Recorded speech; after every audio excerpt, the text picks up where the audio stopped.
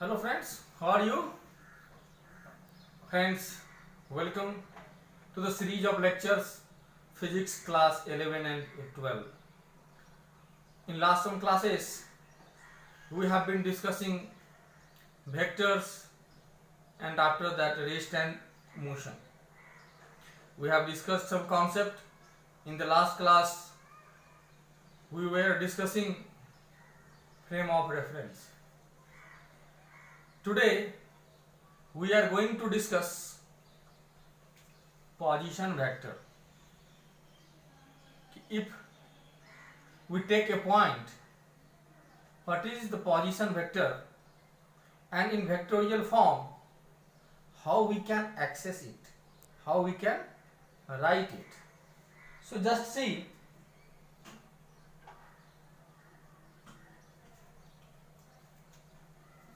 for writing position vector, consider the coordinate system.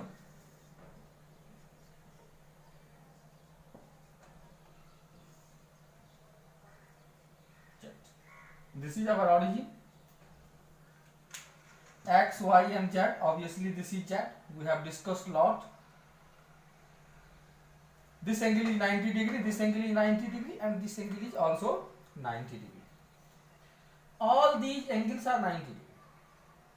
Now x, y and z, if we take only x axis, y and z coordinate will remain same, means 0. If we take y axis, x and z coordinate is 0, and if take z axis, x and y coordinate is 0. Now if anything parallel to x axis, in this case also only x coordinate is changing. If we talk about this line, what happens? X coordinate is changing, y is constant, z is constant.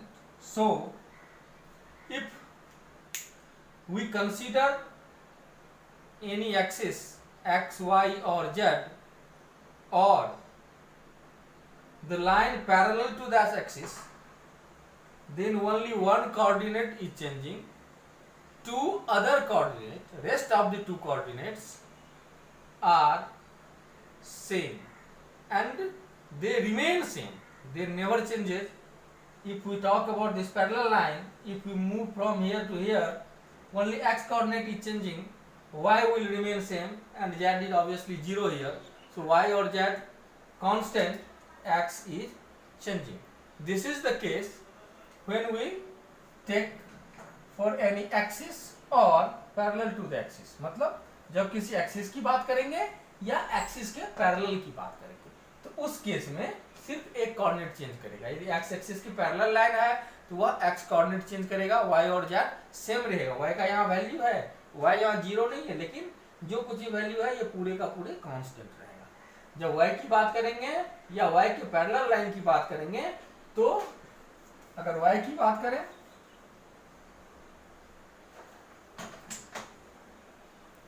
या y के parallel line की बात करें, ये x है, ये x fix रहेगा, यहाँ y चेंज करेगा, मींस x और z जो है वह कांस्टेंट है, means y changes x z constant. x और z चेंज नहीं करेगा. अब यदि यही पार्टिकल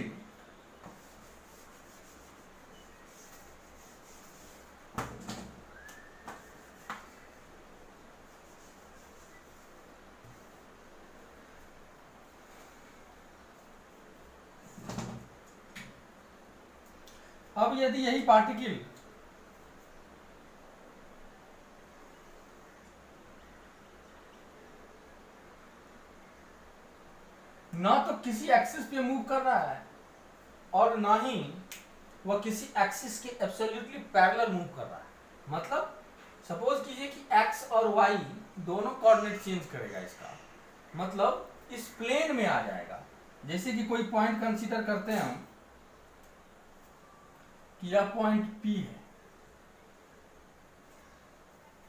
अगर इस पॉइंट का पोजीशन वेक्टर हमसे पूछेगा कि क्या होगा, तो हम ओरिजिन से, ये जो मेरा ओरिजिन है, ओरिजिन से इस लाइन को मिला देंगे। मतलब इस तरीके से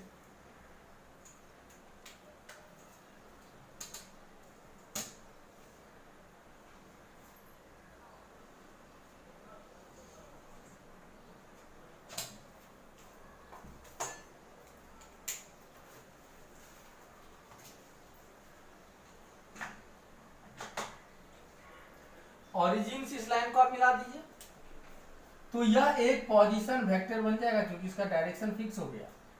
from origin towards any point in this plane gives the position vector. Means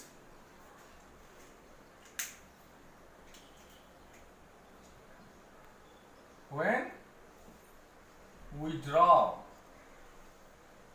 a line from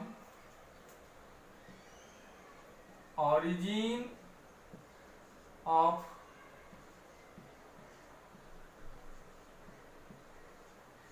coordinate system directed towards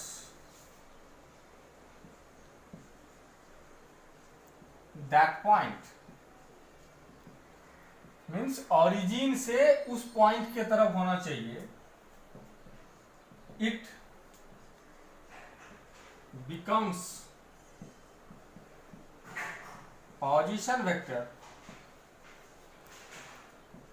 of that point, of that point only.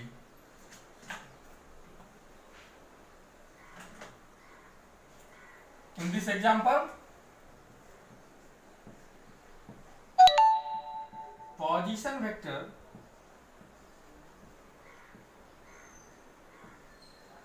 of P point है, is R vector, are directed from O to P, means O to P। इसी तरीके से यदि कोई दूसरा point है, suppose कीजिए Q की बात कर रहा है, इस Q को यहां से करेंगे, इसको हम मान लेते हैं R1। तो अगर R1 की बात करेंगे तो directed from O to Q, यह पोजीशन वेक्टर है। R1 क्या है यहां? Position vector of Q, point Q। इसी तरह से किसी भी लाइन, इस लाइन की बात करेंगे, यहां पे जो होगा यह R2 इसकी पोजीशन वेक्टर हो जाएगा, इस ढंग से करेंगे। तो जब कभी भी हम पोजीशन वेक्टर की बात करते हैं किसी पॉइंट पे, तो ओरिजिन से एक लाइन ड्रॉ करेंगे, जो लाइन ओरिजिन से उस पॉइंट के तरफ होगा, उसी लाइन को हम पोजीशन वेक्टर बोलेंगे। अब जब इसकी बात करते हैं, ये नोट कर लिए होंगे शायद आप लोग। अब हम एक ही पॉइंट पे अपना डिस्कशन रखते हैं।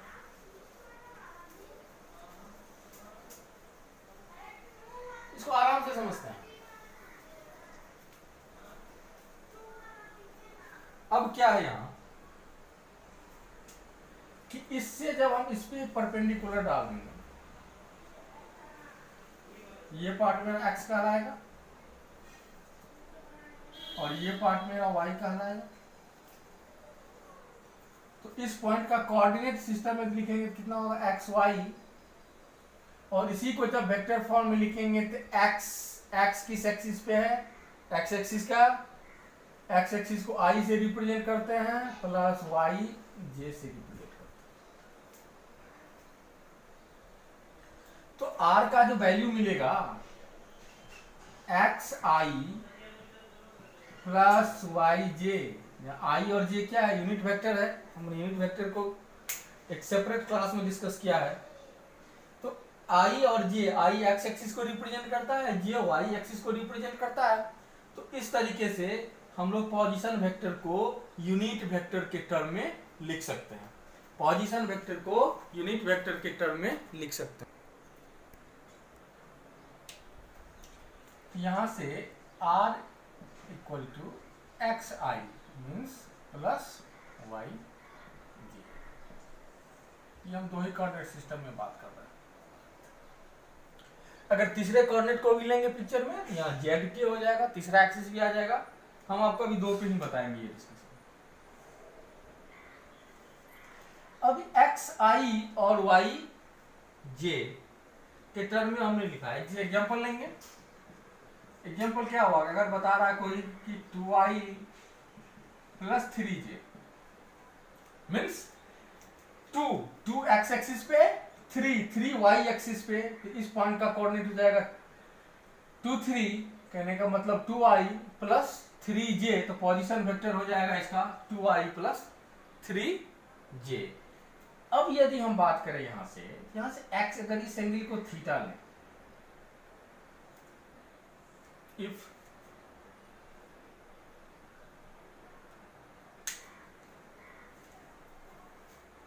पोजीशन वेक्टर, अब जो मेरा डिस्कशन होगा वो एक बहुत इंपॉर्टेंट कॉन्सेप्ट है, कंपोनेंट ऑफ वेक्टर्स।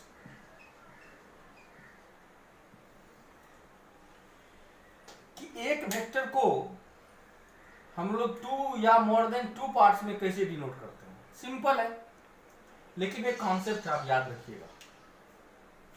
सपोज कीजिए कोई दो लाइन है ओ ए बी, जिसके बीच का एंगल है थीटा।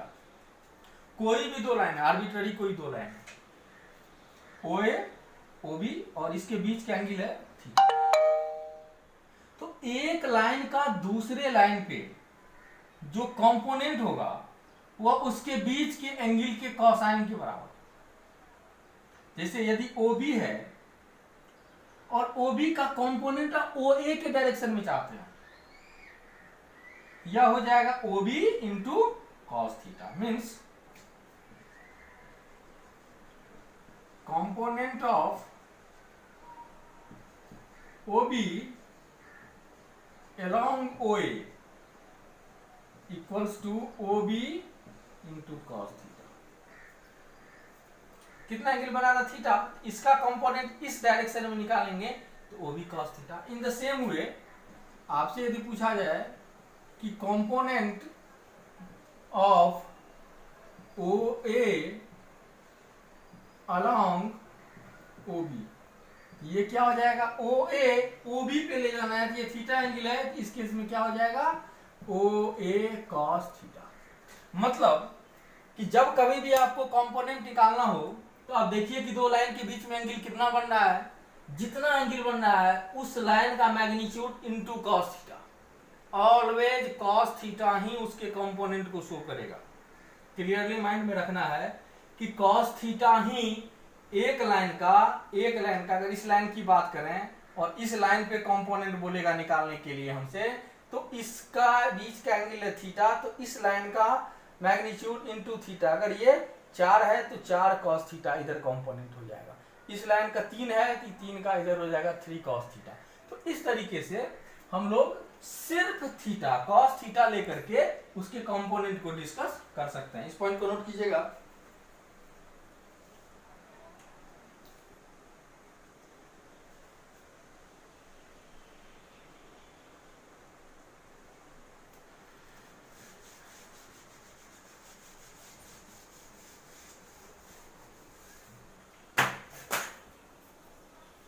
तो अब बात कर लेते हैं रेक्टेंगुलर कौन।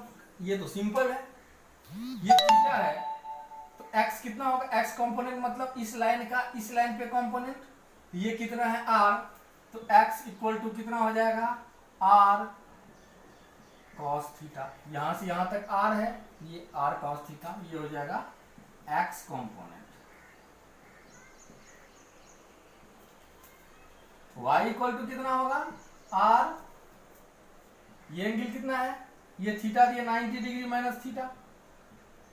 और हमने क्या बताया कि जितना एंगल बनाता है उसका cos थीटा ही उसका कंपोनेंट कहलाता है।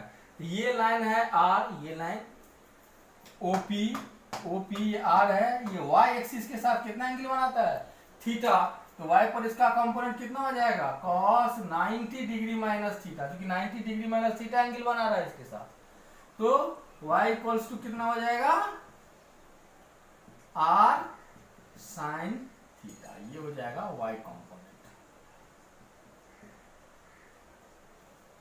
Component of r। Sine theta, कोई पूछेगा क्या साइन थीटा कंपोनेंट होता? नहीं, साइन थीटा नहीं, वो अलग बात है कि cos 90 माइनस थीटा का वैल्यू साइन थीटा के बराबर होता है, इसीलिए हमने इसको साइन थीटा लिखा है। होता क्या है कि एक लाइन दूसरे लाइन के साथ जितना एंगल बनाता है उस एंगल का कोसाइन उसके मैग्नीट्यूड में उसके कोसाइन से जब मल्टीप्लाई करेंगे तो वो बन जाएगा। एक्स एक्सिस के साथ थीटा बनाता है तो r cos theta, y axis के साथ 90 माइनस थीटा बनाता है तो 9 cos 90 माइनस थीटा। अल्फा बनाएगा तो अल्फा, बीटा बनाएगा तो बीटा, एक लाइन दूसरे लाइन के साथ अल्फा एंगल बना रहा है तो उसका मैग्नीट्यूड r है तो r cos अल्फा। मतलब अगर रेक्टेंगुलर कंपोनेंट की हम बात करेंगे और कोई लाइन जिसका पोजीशन वेक्टर r है वह x एक्सिस के साथ जब थीटा एंगल बनाएगा x कंपोनेंट उसका r cos थीटा और y कंपोनेंट उसका r sin थीटा होगा। ये ऑलवेज याद रखिएगा। एक और चीज जैसे कि इसको डिस्कस कर लें, अगर सपोज कीजिए इसी फिगर में कंफ्यूज मत होइएगा, इसी फिगर में चलिए इसको तो हम रखते हैं थीटा ही रखते हैं, कंफ्यूज कर जाइएगा नहीं तो ये 90 माइनस थीटा हो जाएगा। अब एक दूसरा फिगर तुरंत ड्रॉ करते हैं और हम बताते हैं कि इसका कंपोनेंट कैसे निकलेगा। एग्जांपल ले लेते हैं एक अंडरस्टैंडिंग के लिए आपको हम बताते हैं। जैसे सपोज कीजिए ये y और ये x है, ये r है और ये एंगल आपको थीटा मालूम है और पूछा जाएगा कि आप कंपोनेंट बता दीजिए, तो ये थीटा दिए कितना होगा जी 90 माइनस थीटा, ऑब्वियस है। तो जब ये 90 माइनस थीटा होगा तब आप कैसे लिख सकते हैं, x कंपोनेंट कितना होगा, यहां से ड्रॉ करें, ये x कहलाएगा मेरा, x कंपोनेंट कितना होगा r cos 90 माइनस थीटा, यहाँ कितना हो जाएगा r sin थीटा। इस बार x कंपोनेंट ही हो गया r sin थीटा। और अगर y की बात करेंगे ये थीटा एंगल बनाता है, ये थीटा एंगल y एक्सिस के साथ बनाता है तो y के साथ सीधा हो जाएगा r cos थीटा। मतलब y हो गया r cos थीटा और x हो गया r sin थीटा। इस केस में देखिए क्या था कि x था r cos थीटा और y था r sin थीटा। ये ऐसा क्यों था, क्योंकि एंगल x एक्सिस के साथ थीटा बना था। तो मतलब एक ही चीज है कहने का कि एक लाइन दूसरे लाइन के साथ जितना एंगल बनाता है उसका कोसाइन ऑलवेज याद किया, cos थीटा, थीटा एंगल बनाया, इसका कंपोनेंट निकालना है, उसको cos थीटा से मल्टीप्लाई कर देंगे, उसका कंपोनेंट निकल जाएगा। ये एक अलग एग्जांपल था, ये एक अलग एग्जांपल था। यहां पे हम लोग लिख सकते हैं कि x इक्वल to r cos theta, x component और y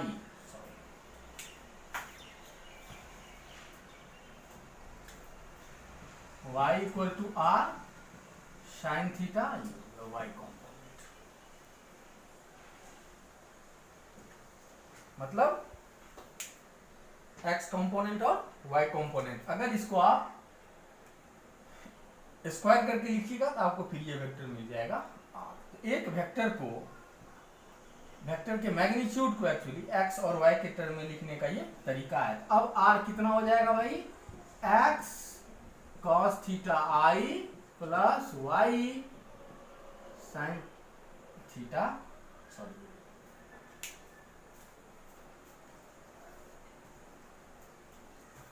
x r cos theta i plus r sin theta. तो यहाँ से जब हम r cos थीटा और r sin थीटा की बात करेंगे तो यह हो जाएगा r cos theta i plus r sin theta j। अगर ये r एग्जाम्पल लेते हैं, r को लिखा कोई 3i प्लस 4j, इसका मतलब हुआ कि ये x कंपोनेंट है और ये y कंपोनेंट। ठीक है, तो r इक्वल टू हो जाएगा r cos theta i plus r sin theta j। ये पोजीशन वेक्टर कहलाएगा इसका, जहां पे ये जो है वह x कंपोनेंट और ये पार्ट जो है यह y कंपोनेंट। एग्जाम्पल की बात करेंगे, मैंने लिखा है वहां पे, अगर कोई लिखता है r equal to 4i plus 3j, इसका मतलब क्या हुआ कि x कंपोनेंट इसका 4, y component 3। x component 4, y component 3। r कैसे निकालेंगे, तो r under root X square plus Y square. इस फिगर में देखिए ये x ये y, ये कितना हो जाएगा X square plus Y square, ये कितना हो जाएगा 4 का square 16 plus 9 equals to 5। r का मैग्नीट्यूड 5 हो जाएगा। और डायरेक्शन की यदि हम बात करेंगे यहां से थीटा की, थीटा कैसे निकलेगा, यदि थीटा निकालने की बात करें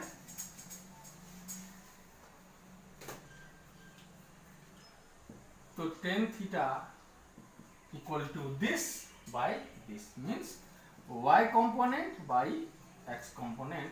तो यहां से थीटा थीटा जो होगा वो होगा tan inverse y by x। तो दोस्तों यही था कंपोनेंट ऑफ वेक्टर, मतलब एक वेक्टर को दो पार्ट में कैसे बांटते हैं। एक वेक्टर r था, उसको रेक्टेंगुलर पार्ट x और y में हमको डिवाइड करना था। x का वैल्यू है r cos थीटा, y का r sin थीटा। कंपोनेंट लेने का, जब कभी भी आपको अगर रेक्टेंगुलर नहीं है, 90 डिग्री एंगल नहीं है, दो लाइन दिया हुआ है, दो लाइन के बीच का एंगल थीटा है, सपोज कीजिए कोई दो आर्बिट्ररी लाइन है, इस लाइन के बीच का एंगल थीटा है, तो इस लाइन का मैग्नीट्यूड को जब cos थीटा से मल्टीप्लाई करेंगे तो इधर का कंपोनेंट निकलेगा। अगर इस लाइन पे निकालना है तो इस लाइन का मैग्नीट्यूड को cos थीटा से मल्टीप्लाई करेंगे, यहां से निकलेगा। I think you all have been enjoying the lecture, you are learning something from here. If you are learning something from here, go and subscribe the channel. This is definitely going to benefit you. In the next class we shall be discussing something more. Thank you very much.